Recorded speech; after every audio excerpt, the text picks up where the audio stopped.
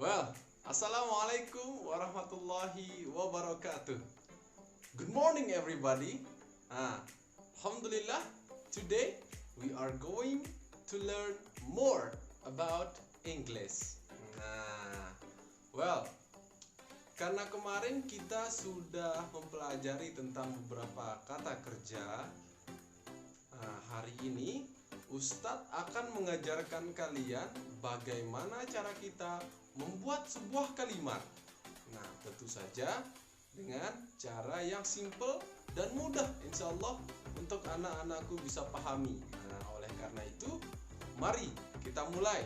Tapi sebelum itu, I will ask you about, do you still remember? Ustadz mau tanya, apakah kalian masih ingat what is the vocabularies that we have learned last week? Apa kosakata yang sudah kita pelajari minggu lalu? Ayo, yang masih ingat?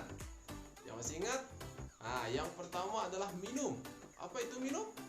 Drink. Lalu ada makan, eat, dan seterusnya.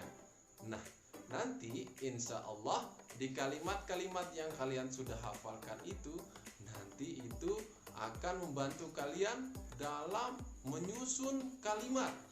Nah, oleh karena itu tema Ustadz hari ini adalah penyusunan kalimat atau how to make a sentence.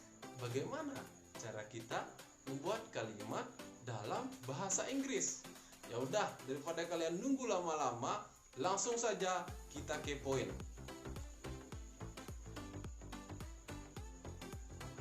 Oke, tentu saja di pembahasan kali ini Ustadz sudah membuat dia sesimpel mungkin. Ada dua mata pembahasan yang harus kita bahas hari ini agar anak-anakku bisa paham dalam membentuk atau menyusun sebuah kalimat dalam bahasa Inggris. Ya, contents itu artinya adalah isi. Daftar isi yang harus kita pelajari hari ini, minggu ini. Yang pertama ada subjek, yang kedua ada objek. Nah, ini pernah kita pelajari di semester yang lalu. Nah, sekarang Ustadz akan kembali membahas dengan melanjutkan materinya sambil kita belajar menyusun kalimat. Oke, let's go. Oke, perhatikan. Subjek itu adalah pelaku atau kata awal. Apa itu kata awal? Kata awal itu bisa saya, kamu, mereka, kita. Atau di dalam bahasa Inggris kita biasa menyebutnya dengan I, you, they, we. I itu adalah saya, you itu adalah kamu, they adalah mereka, we adalah kita. Nah, perlu anak-anakku pahami, I, you, they, we ini adalah awal kata atau kata awal yang digunakan di semua kalimat dalam bahasa Inggris. Nah, jadi tidak boleh keliru ya, karena jika salah penggunaannya maka salah pula artinya dan salah juga aturan dalam kita mempelajari bahasa asing atau bahasa Inggris ini. For example, contoh. Nah, contohnya di sana Ustadz sudah menuliskan I go to school every day. Nah, lihat. Di awal kata itu ada I yang berarti saya.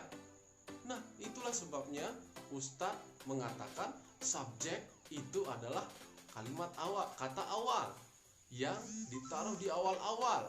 Nah, itulah sebabnya I go to school artinya saya pergi ke sekolah setiap hari.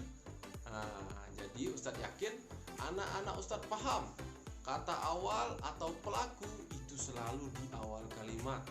Tidak boleh di akhir kalimat karena akan menyalahgunakan peraturan dalam kita mempelajari bahasa asing. Ingat ya. Contohnya tadi I go to school. Contoh kedua, you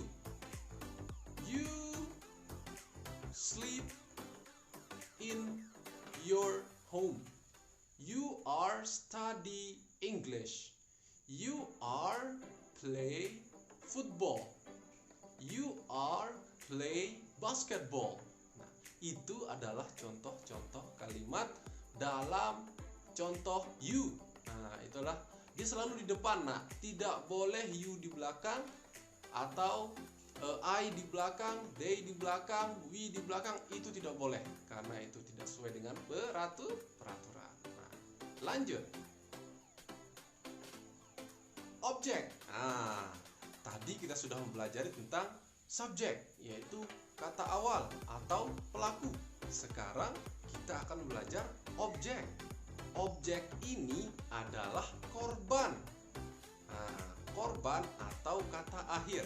Perhatikan, Ustadz sudah memberikan contoh di sana. I itu kalau menjadi korban menjadi me. You kalau menjadi korban tetap menjadi you. They kalau menjadi korban menjadi them. We jika menjadi korban menjadi us. Nah, ini perlu diingat ya. Jangan sampai keliru. Ketika saya merubah menjadi objek itu menjadi me. Nah, you objeknya menjadi you. They objeknya menjadi them. We objeknya menjadi us. Nah, let's try. Coba perhatikan pojok kiri layarnya. Itu Ustaz sudah membuat 4 contoh kalimat subjek menjadi objek yang di kalimat yang utuh. Nah, contoh, let's try. Ada yang tahu artinya let's try? Mari mencoba. Nah, contoh pertama, I play football with you. Nah, awal yang menjadi subjek siapa di sana? I. Yang menjadi objeknya siapa? You. Ingat, I, subjek itu selalu di awal kalimat. Objek pasti di akhir kalimat. Jangan sampai keliru. Contoh kedua, you play football with me. Nah, apa yang berubah?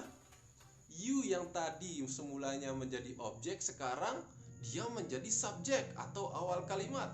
You play football with me. Nah, itu adalah contoh-contoh kalimat yang bisa anak-anakku perhatikan ya. Oke, see you next week. Okay, so why don't you try to use your English in every day? So I hope this video is useful for you. This